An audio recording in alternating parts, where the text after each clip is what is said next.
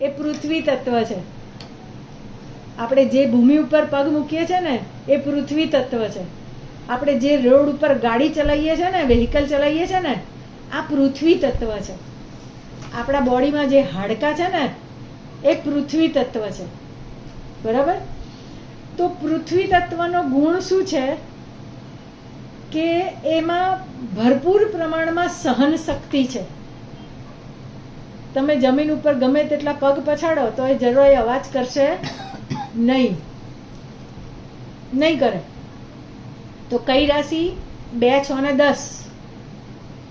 વૃષભ રાશિ, કન્યા રાશિ અને મકર રાશિ આ પૃથ્વી તત્વની રાશિ છે. તો એમાં શું છે? ધીરજનો ગુણ છે. પૃથ્વી તત્વમાં કયો ગુણ છે? તો કે ધીરજનો ગુણ છે. બરાબર? તો અવગુણની વાત કરીએ તો શું છે? ભરપૂર પ્રમાણમાં જીદ છે, જિદ્દી છે. 2, 6, 10 રાશિવાળા કેવા હોય? જિદ્દી હોય. મારે જે કરવું છે તે હું કરીને જ જંપીશ. ભરપૂર પ્રમાણમાં જિદ્દી હોય. તમે થાકી જાઓ પણ એને જીદ છોડે નહીં. બરાબર? આનંદભાઈ ઘરમાં કોક છે પૃથ્વી તત્વવાળા. તો પૃથ્વી તત્વનો ગુણ છે. હા,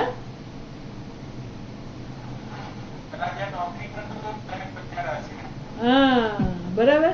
એમાં 2 કરતા 6 અને 6 કરતા 10 એમાં પૃથ્વી તત્વનું ગુણધર્મ વિશેષ પડેલા હોય. બરાબર? અગ્નિ તત્વમાં પણ એવું છે. 1 કરતા 5 અને 5 કરતા 9માં અગ્નિ તત્વ વધારે પ્રબળ બને. એવી રીતે પૃથ્વી તત્વમાં 2 કરતા 6 અને 6 કરતા 10 એમાં પૃથ્વી તત્વ વિશેષ પ્રબળ બને. તો પૃથ્વી તત્વવાળા કેવા હોય? ખંધા હોય. ગમે તેટલો માર સહન કરે કે પોતાને જે કરવું હોય ને તે જ કરે. સાંભળે બધાનું, એમાંય સાંભળવા જેવું લાગે તો, નહીંતર સાંભળે નહીં. ઘણી વાર તો સાંભળે બી નહીં. બરાબર? 10મી રાશિ આનંદભાઈએ કીધું ને, તો 10મી રાશિનું ચિહ્ન કેવું છે? મગર. તમે કોઈ પણ રાશિના ચિહ્નને તમે ઓળખો ને તો પણ તમને એની પ્રકૃતિની ખબર પડી જાય. તો મગર 10મી રાશિ એટલે મકર રાશિ. મકર રાશિનું ચિહ્ન કેવું છે? મગર છે. તો મગરનો ગુણધર્મ કેવો છે? આખો માણસ પેટમાં જતો રહ્યો હોય ને તો એક ખૂણામાં પડી રહ્યો હોય ને તો ખબર ના પડે તમને. તો મકર રાશિવાળા વ્યક્તિઓ કેવા હોય? પોતાના મનમાં શું ચાલી રહ્યું છે ને એ તમે ક્યારે આખી જિંદગી ના સમજી શકો. આ મકર રાશિ. ખ ને જ મોઢેથી શબ્દો જુદા બોલાય અને એના મગજમાં જુદું ચાલતું હોય અને જ્યારે એકચ્યુઅલી વર્તન કરવાની વાત આવે ને ત્યારે કંઈક પરિણામ જુદું જ હોય. તો મકર રાશિવાળા માણસોને સમજવા બહુ અઘરા છે, બહુ જ અઘરા છે. બરાબર? આ પૃથ્વી તત્વનો ગુણ છે. તો પોતાની જીદ પૂરી કરવા માટે ગમે તેટલું સહન કરવું પડે ને તો એ કરે. પણ 2, 6, 10માં પણ રાશિના ગુણધર્મો, એના અધિપતિ ગ્રહો, એના ચિહ્ન, આ બધાને ધ્યાનમાં રાખીને તમારે એના કેરેક્ટરિસ્ટિક નક્કી કરવા પડે કે વૃષભ રાશિવાળા બહુ જિદ્દી ના હોય. કન્યા રાશિવાળા જિદ્દી તો હોય પણ થોડા પ્રેક્ટિકલ હોય. પણ મકર રાશિવાળા જીદ પકડે એટલે કોઈની તાકાત નથી કે એને એમાંથી છોડાઈ શકે. કારણ કે એનું ચિહ્ન મગર છે અને એનો અધિપતિ ગ્રહ કયો છે? શનિ છે. માટે શનિ કેવો ગ્રહ છે? ચીકણો ગ્રહ છે. પકડે એને છોડે નહીં. પૃથ્વી તત્વ છે, એનું ચિહ્ન પણ મગર છે અને એની અધિપતિ ગ્રહ પણ શનિ છે. તો મકર રાશિવાળા જેને પકડે ને એને છોડે નહીં અને જેને જે કરવું હોય ને કેન પ્રકારે એ જ કરે. સાચું સમજવાનો પ્રયત્ન કરે જ નહીં. સાચું હોય ને તો પણ ના કરે. બરાબર? તો આ પૃથ્વી તત્વ છે. પછી આવે છે વાયુ તત્વ. વાયુ તત્વને હમણાં મેં તમને શીખવાડ્યું એમ કે હવા જે છે ને એને વાયુ કહેવાય. વાયુ બધી જ જગ્યાએ છે. બરાબર? વાયુ બધી જ જગ્યાએ છે. પણ વાયુને પંખો ચાલુ કરો ને એટલે પવન થાય અને પવનની સ્પીડ કરતાં વધારે અમુક પ્રમાણમાં એની સ્પીડ વધી જાય ને તો શું થાય? એ વાવાઝોડું થાય. અને જ્યારે વાવાઝોડું થાય ને ત્યારે આંબા પરથી કેરીઓ નીચે પડી જાય, પછી મફતના ભાવમાં વેચાય. તો અતિ સર્વતે વર્જ્ય, કોઈ પણ બાબત જ્યારે જરૂર કરતાં વધારે પ્રમાણમાં થઈ જાય ને ત્યારે તે હંમેશા નુકસાન કરે. તો વાયુ તત્વ જ્યારે પોતાની મર્યાદા છોડી દે ને ત્યારે શું આવે? સુનામી આવે. પેલું વાવાઝોડાનું કહ્યું ને આમ હતું વચ્ચે કંઈક સુનામી જ હતું ને, કેટરીના. હા, એ પેલું કેટરીના કેટલા બધા નુકસાન કર્યું હતું. હવાએ, વાયુએ નુકસાન કર્યું હતું. બરાબર. હા, જે બહુ બધા નામ આવે. હવે જેમ જેમ નવા વાવાઝોડા આવે ને એમ પોતપોતાના નામ મૂકી દે. બરાબર. આનું એક આખી એક યુનિટી ચાલે છે કે આને કયું નામ આપવું.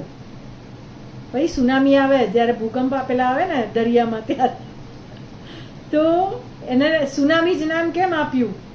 તો એની એક કમિટી છે આખી કે જે પણ બને છે ઇન્સિડન્ટ એટલે પૃથ્વી પર, અને જે દેશમાં બને છે એના આધારે આ ઇન્સિડન્ટને કયું નામ આપવું કે જેથી આખી જિંદગી લોકો યાદ રાખે, માટે નામકરણ કરવામાં આવે છે. બરાબર. તો આ વાયુ તત્વ છે. તો વાયુ તત્વનો ગુણ કયો છે?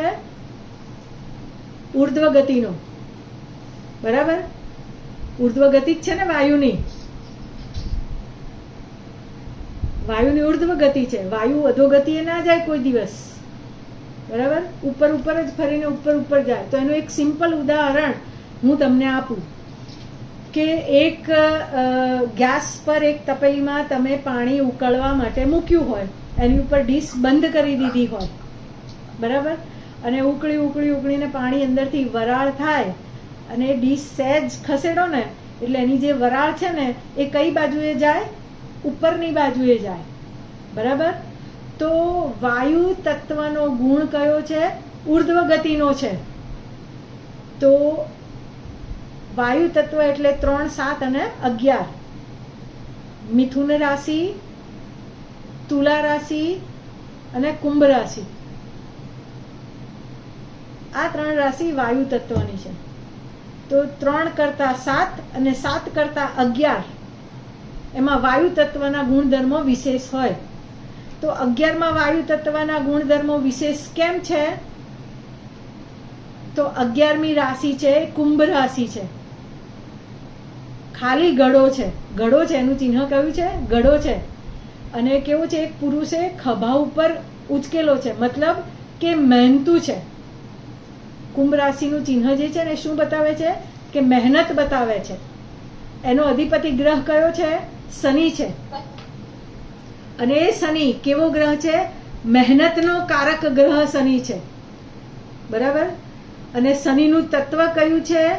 વાયુ તત્વ છે. બરાબર. શનિનું તત્વ કયું છે? વાયુ તત્વ છે. શનિ વાયુ તત્વનો ગ્રહ છે. તો કુંભ રાશિ એ વાયુ તત્વની રાશિ, એનો અધિપતિ ગ્રહ શનિ થાય, એ પણ વાયુ તત્વનો ગ્રહ, માટે ડબલ વાયુ ભેગા થાય છે એટલે 3 કરતા 7 અને 7 કરતા 11માં વાયુ તત્વનું પ્રમાણ વધારે હોય છે. બરાબર. તો જ્યારે આ જગતમાં જો કોઈ પણ કંઈક વિશેષ સમાજને આપ્યું હોય ને તો 2 જ તત્વવાળા વ્યક્તિઓ છે. તમારે જેટલા પણ આપણા ઇતિહાસમાં નામ છે ને એ બધાના નામ તમે જો સર્ચ કરો ને તો એમાં ક્યાં અગ્નિ તત્વની રાશિ આવે, ક્યાં વાયુ તત્વની રાશિ આવે. આ 2 જ રાશિ મેક્ઝિમમ એવી રાશિઓ છે, 6 રાશિ, 3 રાશિ અગ્નિ તત્વની અને 3 રાશિ વાયુ તત્વની, કે જે સમાજને કંઈક આપીને જાય છે. કારણ કે એને પોતાને કંઈક મેળવવું છે, પોતાને આકાશને આંબી લેવાની એની એક ઈચ્છા છે, અને એના માટે જે પ્રયત્નો કરવા પડે ને એ કરે છે. બરાબર. તો વાયુ તત્વનું ગુણધર્મ છે. આ જે વાયુ તત્વના ગુણધર્મ હું તમને આજે શીખવાડું છું ને એ તમને વાસ્તુમાં પણ આ જ કામમાં લાગવાના છે. બરાબર. 5 તત્વનું બેલેન્સ કેવી રીતે કરવાનું છે તો આ જ ગુણધર્મો છે. અગ્નિ તત્વના ગુણધર્મો એ જ્યોતિષમાં જુદા હોય અને વાયુ તત્વના ગુણધર્મો વાસ્તુશાસ્ત્ર પ્રમાણે જુદા હોય. આવું ન બને. બરાબર. તો આ થઈ તમારી વાયુ તત્વની વાત. તો અગ્નિ, પૃથ્વી, વાયુ. હવે આવે છે જળ તત્વ. બહુ સારામાં સારું તત્વ છે. કયું? જળ તત્વ. આખા પૃથ્વી પર 70% વધારે પાણી છે ને? તો સૌથી વધારે કયા તત્વની જરૂર પડે છે? તો કે જળ તત્વની જરૂર પડે છે. તમારા બોડીમાં બધા તત્વો છે, એમાં સૌથી વધારે તત્વ કયું છે? જળ તત્વ છે ને? બોડીમાં 70% કરતાં વધારે પાણી છે. એ પ્રવાહી સ્વરૂપે જેટલી આપણી બોડીમાં છે એ બધું જળ તત્વમાં આવે. લોહી પણ જળ તત્વમાં આવે. બરાબર? તો આ જે લિક્વિડ ફોર્મ છે ને આપણા બોડીમાં, એ બધા જળ તત્વમાં આવે. તો પૃથ્વી પર 70% વધારે પાણી છે, એવી રીતે તમારા બોડીમાં પણ 70% વધારે જળ તત્વ કામ કરે છે. જ્યારે જળ તત્વ ઓછું થઈ જાય ને તો હાડકામાંથી જે રસ છે ને એ સુકાઈ જાય. અને હાડકામાંથી જે રસ સુકાઈ જાય ને પછી ઓર્થોપેડિકના ત્યાં જવું પડે. આ બધી સિસ્ટમ મેડિકલ એસ્ટ્રોલોજીની છે. આપણે એમાં અત્યારે નથી પડતા. અત્યારે આપણું કામ શું છે? જળ તત્વનું છે, સમજવાનું. તો જળ તત્વ એ શું છે? તો આપણા ઘરે, આપણા ભારતીય પરંપરા પ્રમાણે, એમાં પણ ખાસ કરીને ગુજરાતમાં, કોઈ પણ તમારા ઘરે ગેસ્ટ આવે ને એટલે સૌથી પહેલાં આપણે શું આપીએ? પાણીથી સ્વાગત કરીએ. બરાબર? આ આખું એક સાયન્સ છે, આખું એક મેથેમેટિક્સ છે આના પાછળનું. એમને આ પરંપરાઓ પડી નથી. બરાબર? તો તમારા ઘરે કોઈ પણ ગેસ્ટ આવે છે ને ત્યારે તમે એનું સ્વાગત પાણીથી કરો છો. કેમ? કારણ કે હવે તો બધા ઘરે 4 વ્હીલર ગાડીઓ, એસી વાળી ગાડીઓ થઈ ગઈ. પહેલા જમાનામાં નહોતું. જ્યારે ઘોડા ગાડીમાં આવતા હતા, 42 ડિગ્રી ટેમ્પરેચરમાં, જ્યારે બહાર તડકામાંથી તમારા ઘરે કોઈ ગેસ્ટ આવે ત્યારે એના બોડીમાંથી જળ તત્વ ઓછું થતું હોય, અને માટે જળ તત્વ ઓછું થાય ને એટલે ગેસ્ટ આવે એટલે સૌથી પહેલાં પાણી પીવડાવવામાં આવે. બરાબર ને? તો જળ તત્વ છે ને એનું કામ શું છે? ઠંડક આપવાનું. કોઈ પણ માણસ ગુસ્સે થયો હોય ને, ગમે તેટલો ગુસ્સે હોય, અને 2 ગ્લાસ પાણી પીવડાવો ને અને પછી 5 મિનિટની એને વિરામ આપો ને વિચારવાનો, તો એના વિચારોમાં પરિવર્તન આવે. આખું મેથેમેટિક્સ છે, આખું સાયન્સ છે. આમાં કોઈ મંત્ર તંત્ર, જાદુ મંત્ર કશું કામ નથી કરતું. આ તત્વને જ સમજવાનું છે. બરાબર? તો જળ તત્વનું કામ શું છે? ઠંડક આપવાનું. કોઈ પણ ગુસ્સામાં રહેલો માણસ, એને તમે 2 ગ્લાસ પાણી પીવડાવો અને 5 મિનિટ એકલા બેસવા દો એટલે ગમે તેટલા ગુસ્સામાં આવેલો માણસ છે ને એનો ગુસ્સો 50% ડાઉન થઈ જાય.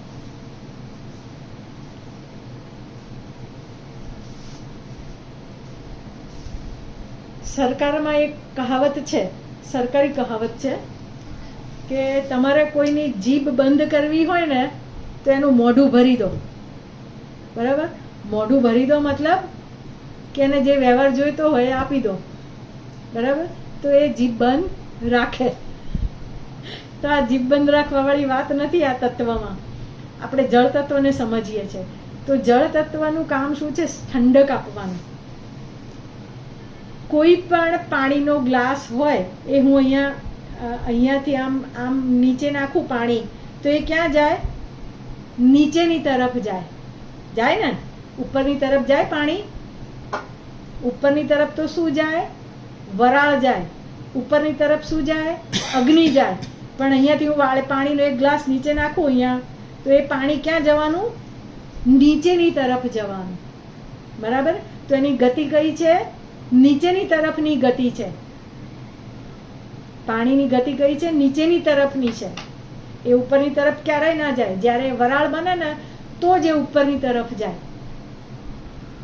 તો શીતળતાનો ગુણ વિશેષ પ્રમાણમાં જળ તત્વમાં રહેલો છે. નદી એ જળ તત્વ છે, દરિયો એ જળ તત્વ છે, પણ એ પોતાની મર્યાદા ક્યારેય ઓળંગતો નથી. અને જ્યારે પોતાની મર્યાદા ઓળંગે ને ત્યારે સુનામી આવે. આવ્યું હતું બોમ્બેમાં સુનામી ઘણા વખત પહેલા. તારીખ મને યાદ નથી, વરસ યાદ નથી, પણ કોઈ પણ તત્વ જ્યાં સુધી એની મર્યાદામાં છે ને ત્યાં સુધી એ શુભ પરિણામ આપે છે, અને જ્યારે એની મર્યાદા છોડી દે છે અને વિકૃત ગતિએ કે વધારે સ્પીડની ગતિએ કામ કરે છે ને ત્યારે તે હંમેશા નુકસાન કરે છે. બરાબર? તો પાણીનું કામ શું છે? એક બાલદીમાં તમે પાણી મૂક્યું હોય ને તો 5 દિવસ સુધી પણ તમે જોશો ને તો એની મર્યાદાની બહાર નહીં જાય, એ બાલદીમાં જ રહેશે, એટલામાં જ. પણ એ શાંત પાણીમાં જો તમે કાંકરી ચાળો કરો ને તો શું થાય? વમળ ઊભા થાય. બરાબર? તો જળ તત્વ 4, 8, 12, ચોથી રાશિ, 8મી રાશિ અને 12મી રાશિ, આ જળ તત્વની રાશિ છે. અને જળ તત્વની રાશિમાં શું છે? ઇમોશનલ લેવલ બહુ હાઈ છે, લાગણી તત્વ ભરપૂર પ્રમાણમાં પડેલું છે. એને જો ઇમોશનલ હટ થઈ જાય ને પછી એ જેન્ટ્સ હોય કે લેડીઝ હોય, એને જેન્ડર સાથે કોઈ મતલબ નથી. ભાઈઓ લાગણી વિહીન હોય છે ને, આ માનવું ભૂલ ભરેલું છે. ભાઈઓ પણ એટલા લાગણીશીલ હોય છે. જ્યારે તમે કર્ક રાશિ કે કર્ક લગ્ન વાળા વ્યક્તિને જુઓ ને તો તમને ખબર પડી જાય કે આની જોડે મારે કેવી રીતે કામ કરવું. એસ્ટ્રોલોજી શીખ્યા પછી સૌથી વધારે મોટામાં મોટો બેનિફિટ એ જ છે કે તમે કુંડલી જુઓ, રાશિને જુઓ તો રાશિના ગુણધર્મો તમને ખબર પડી જાય કે મિથુન રાશિવાળા એટલે ડ્યુઅલ પર્સનાલિટી હોય, ફર્મ ડિસિઝન અને ફાસ્ટ ડિસિઝન લેવાની તાકાત મિથુન રાશિવાળા વ્યક્તિઓમાં ના હોય એટલે ના જ હોય. કારણ કે વાયુ તત્વની રાશિ છે, એનો અધિપતિ ગ્રહ બુધ છે, એ નપુંસક ગ્રહ છે અને દ્વિસ્વભાવની રાશિ છે. માટે તમે રાશિના ગુણધર્મને સમજો ને તો તમને વ્યક્તિના સ્વભાવની ખબર પડી જાય, અને વ્યક્તિના સ્વભાવની ખબર પડી જાય ને તો એઝ અ એસ્ટ્રોલોજર તમને જ્યોતિષ શીખ્યા પછી કયા વ્યક્તિ જોડે કઈ રીતે કામ કરવું અને કઈ રીતે વર્તન કરવું ને એ તમને બહુ જ સરસ રીતે આવડી જાય. બરાબર? એક પ્યુન તમારી ઓફિસમાં રાખ્યો હોય ઉદાહરણ તરીકે, બરાબર, તો એનું સિંહ રાશિ છે, સમજો કે એની સિંહ રાશિ છે. મારી ઓફિસમાં છે એક માણસ પટાવાળો, એટલે મને ખબર છે. તો એની સિંહ રાશિ છે. બરાબર? તો સિંહ રાશિનો ગુણ છે કેવો? જંગલનો રાજા છે સિંહ. રાજા અને રાજા એટલે રાજા. બરાબર? અને ખુશામદ ખુદા કો ભી પ્યારી હોતી હૈ. રાજાની આગળ તમે તમારી બુદ્ધિ ચલાવવા જાઓ ને તો તમે રાજપાટમાંથી બહાર જતા રહો, એટલે ત્યાં બુદ્ધિ ના ચલાવાય. તો કોઈ પણ વ્યક્તિ તમારા ત્યાં ઘરકામ કરવા માટે આવે છે બેન, કે તમારી ઓફિસમાં વર્કર તરીકે કામ કરે છે, જો સિંહ રાશિવાળો વ્યક્તિ હોય અને તમે એને જો મોટા અવાજે વાત કરી કે મહેશ ખબર નથી પડતી, કોઈ ગેસ્ટ આવે તો પાણી આપવાનું, એ ગેસ્ટને તો પાણી ના આપે પણ બીજા દાડાથી નોકરી ના આવે. બરાબર? આ સિંહ રાશિના ગુણધર્મો છે. એવા દરેક તત્વના પોતાના એક ગુણધર્મો છે, અને જે વ્યક્તિ જે ગુણધર્મ વાસ્તુશાસ્ત્ર પ્રમાણે જે ઘરમાં રહે છે ને એ તત્વના ગુણધર્મો પણ તે બોડી પર ઇફેક્ટ કરે, તેના સ્વભાવમાં ઇફેક્ટ કરે, અને એ જ રીતે જ્યોતિષ શાસ્ત્ર પ્રમાણે પણ રાશિગત ગુણધર્મો પણ તે વ્યક્તિના જીવનમાં અસર કરતા જ હોય છે. તો તમારે એસ્ટ્રોલોજી શીખ્યા પાછળનો મોટામાં મોટો ફાયદો જ આ છે કે તમારે ક્યારે અટકવું અને ક્યારે છટકવું, કોની જોડે કઈ ભાષામાં ને કયા ટોનમાં વાત કરવી ને એ તમને આવડી જાય. અને જ્યારે આ વસ્તુ તમને આવડે ને ત્યારે જગતમાં તમે બધાના દિલ જીતી શકો. પછી કહે કે ના હો બરાબર, ખરેખર આ મહેન્દ્રભાઈ બહુ સરસ પ્રિડિક્શન કરે છે, સ્મિતાબેન ખૂબ સરસ પ્રિડિક્શન કરે છે, પણ એને ખાલી રાશિના ગુણધર્મો, ગ્રહોના ગુણધર્મોને સમજી લીધા છે. અને સમજી લે ને એટલે સામેવાળાને તમારે કઈ ભાષામાં સમજાવવું કે કઈ ટોનમાં એની સાથે વાત કરવી ને એ એઝ અ એસ્ટ્રોલોજર તમને આવડી જાય. અને જ્યારે કોઈ પણ વ્યક્તિને ભાષા પરનું પ્રભુત્વ હોય ને તે લોકોના દિલ બહુ આસાનીથી જીતી શકે. આ કોમન છે, એમાં એસ્ટ્રોલોજી કામ કરતું નથી. પણ મોદી સાહેબ જોડેથી એક વસ્તુ શીખવા જેવી છે, ખુશામદ ખુદા કો ભી પ્યારી હોતી હૈ. એ ગમે તે દેશમાં જાય ને ધોતીવાળા જોડે તો ધોતીવાળાનું સારું બોલે, પાઘડીવાળા જણના દેશમાં જાય રાજ્યમાં જાય ને તો પાઘડીવાળાનું સારું બોલે. તો તમારે જે ભૂમિ પર પગ મૂકો ને કે જે વ્યક્તિ સાથે કામ કરો ને એની સિસ્ટમ પ્રમાણે કામ કરવાનું અને સારું સાંભળવાનું બધાને ગમે છે, બરાબર. સાચું બોલવાનું પણ એનો ટોન કેવી રીતે વાપરવો એ તમને જ્યોતિષ શીખ્યા પછી આવડી જાય, બરાબર. તો આપણે ક્લાસ આજે અહીંયા પૂરા કરીએ. કેટલા વાગ્યા? 4:10 થઈ ને. એક સેશન લઈશું, બરાબર. હજી એક સેશન આપણે 15 મિનિટના વિરામ પછી ફરીથી જોઈન્ટ થઈશું.